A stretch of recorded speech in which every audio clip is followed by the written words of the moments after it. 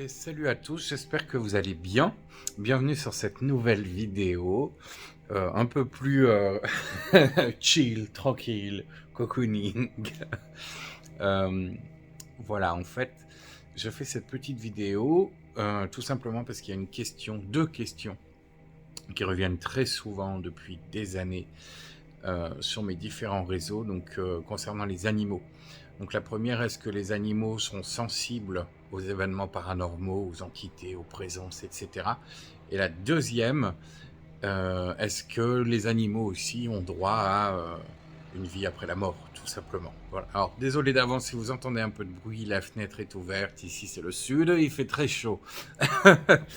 euh, du coup voilà, pour cette vidéo consacrée à ça, je pensais que le mieux, c'était de vous raconter tout simplement une très belle anecdote qui sera évidemment suivie d'un message reçu en TCI récemment. Je vivais chez mon père. Donc je vivais chez mon père, à cette époque-là, j'avais 18 ans, je crois. 17-18 ans, voilà.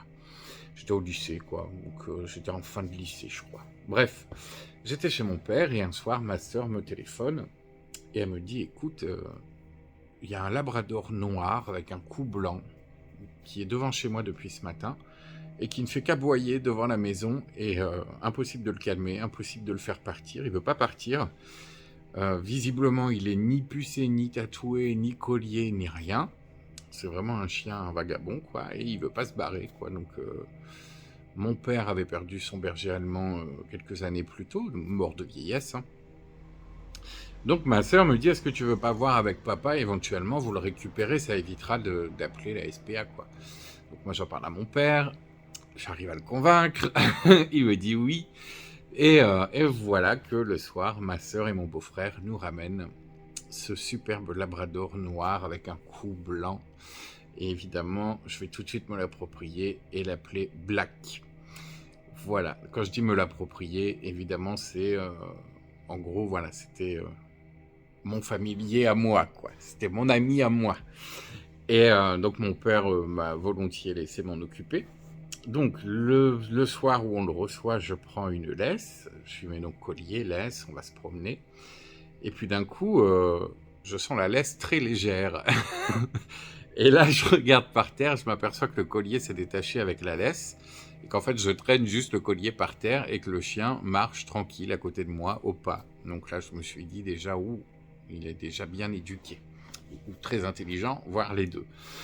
Donc, je décide de me promener avec lui comme ça, au pas. On passe la première nuit, le lendemain matin, mon père ouvre la porte, et là, le chien lui passe entre les jambes et s'enfuit. Moi, je me réveille, mon père me dit, ça y est, ton chien, il s'est déjà sauvé, t'as déjà plus de chien. Moi, dépité, je dis, tant pis. J'étais triste, mais bon, voilà, il s'est barré, quoi. Et puis, une demi-heure plus tard, on entend la boîte aux lettres qui claque. Donc, très surpris, on s'est dit, c'est un fantôme encore, quoi. Et puis non, pas du tout. En fait, je m'approche de la boîte aux lettres et derrière la boîte aux lettres qui claque, je vois en intermittence le museau de Black. Donc j'ouvre la porte et en fait c'était lui. Donc il était parti faire son petit tour et puis il était revenu en claquant la boîte aux lettres pour qu'on le laisse rentrer. Donc voilà, déjà pour vous expliquer un peu le niveau de l'animal.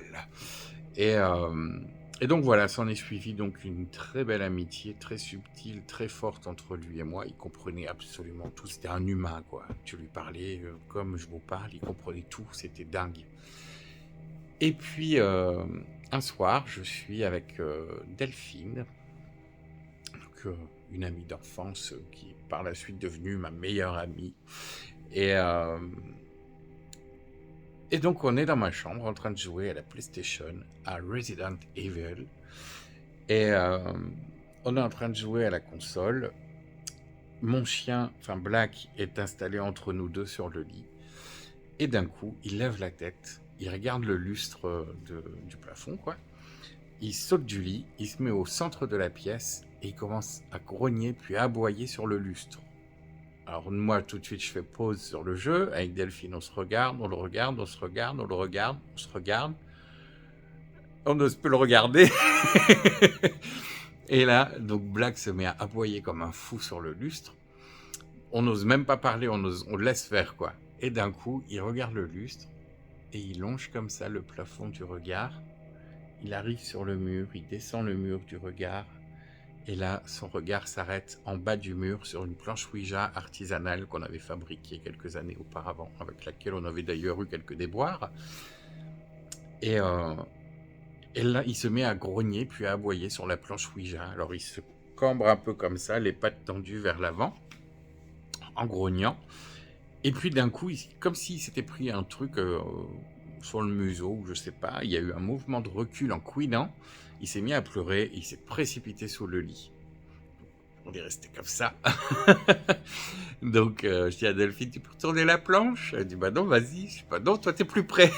Et donc, elle y est allée, elle l'a retournée. Et puis, elle s'est barrée en courant de la chambre. Donc, je l'ai suivie, bien évidemment. Et puis, le chien nous a suivis derrière. Donc, on est partis tous les trois en descendant les marches 4 à 4. Arrivé en bas, on croise mon père qui se demande ce qui se passe. Donc, on dit rien, tout va bien. Donc, Delphine qui dit, bon, bah, c'est l'heure d'aller manger. Moi, je rentre chez moi. Et puis, elle s'en va. Et au moment où elle s'en va, je remonte après, du coup, avec Black. Du coup, tout penaud, j'avais peur, quoi. Et quand j'arrive dans la chambre, donc sur la télé, on voit le zombie de Resident Evil comme ça, déjà. Et puis, donc je décide d'éteindre la console, évidemment. Là, la télé se met en marche. C'était le Big Deal à l'époque, avec Vincent Lagaffe. Et du coup, je me dis, bon, voilà, je vais mettre une émission un peu con comme ça va me détendre un peu. Donc, je m'installe sur le lit. Donc, mon lit était contre le mur, donc je m'adosse contre le mur et je tourne la tête comme ça vers la télé. Et puis, Black se remet sur le lit à côté de moi. Donc, je lui caresse la tête. Et puis, au bout de quelques minutes, il me refait la même. Il regarde le plafond, il longe le mur. Et là, juste au-dessus de moi, il descend comme ça du regard. Et là, il s'arrête droit sur mes yeux. Il pleure et il se barre au courant. Et moi, je suis resté comme ça. Qu'est-ce qui m'arrive? Qu'est-ce que j'ai? Qu'est-ce qui se passe? Et du coup, je suis parti en courant. Et là, j'ai passé toute la soirée dehors. Je n'ai pas osé rentrer chez moi. Donc après, je suis retourné voir Delphine. D'ailleurs, on a traîné les rues ensemble jusqu'à minuit à peu près. Vers minuit, elle me dit, bon, bah moi, je dois rentrer. Donc, je me suis résigné. Je dis, bon, bah, va falloir rentrer quand même. Donc, j'arrive chez moi. Mon père endormi sous alcool, endormi dans le canapé. Et puis, donc moi, je rentre, il fait nuit, la maison est vide, il n'y a que mon père dedans, quoi. Et du coup, j'étais sorti avec Black, évidemment. Et puis, là, Black se précipite dans la chambre. Et moi, j'ose pas. Pourquoi ? Tout simplement parce que depuis le bas de la maison, on entend mon radio réveil. Alors, mon radio réveil, moi, j'appuyais jamais sur les boutons du dessus, là. Et pour activer la radio, c'était un interrupteur sur le côté. Donc, c'était vraiment un clic, quoi. Et je ne m'en servais jamais. Et là, de ma salle à manger, j'entendais mon radio réveil allumé à fond sur une radio blanche, en fait. Donc, les bruits blancs comme en TCI. Chut. Donc, déjà, je pense qu'à cette époque-là, déjà, on essayait de m'appeler pour me dire fais de la TCI, quoi. Et donc, j'ai fini par remonter dans ma chambre. J'ai tout éteint. Bon, il n'y avait rien d'autre à signaler à part ça. Je me suis mis à la fenêtre parce que du coup, Delphine attendait de voir si j'allais arriver vivant dans ma chambre. Donc, je la rassure. Je lui dis, écoute, tout va bien, mais la radio était allumée à fond. Donc, voilà, j'ai quand même peur, quoi. Donc, elle rebrousse chemin, elle repart chez elle. Et puis, bon, ce soir-là, j'ai dormi avec Black à mes côtés. J'ai dormi habillé avec mes baskets à côté du lit, prêt à m'enfuir. Voilà, à toute occasion, si jamais il se repassait quelque chose. Voilà, donc, d'une part, vous avez un peu le quotidien du médium. Et d'autre part, vous avez la réponse à la question, est-ce que les animaux sont sensibles à ce genre de choses? Bon, vous savez qu'en tous les cas, Black l'était. Et puis pour la deuxième question, est-ce que les animaux ont droit aussi à leur petit paradis? Eh ben, j'ai reçu une belle visite en TCI et je vous laisse découvrir ça tout de suite.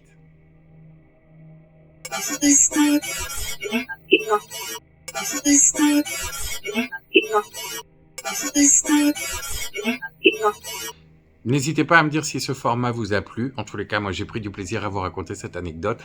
Je vous embrasse et je vous dis à très vite. Prenez soin de vous.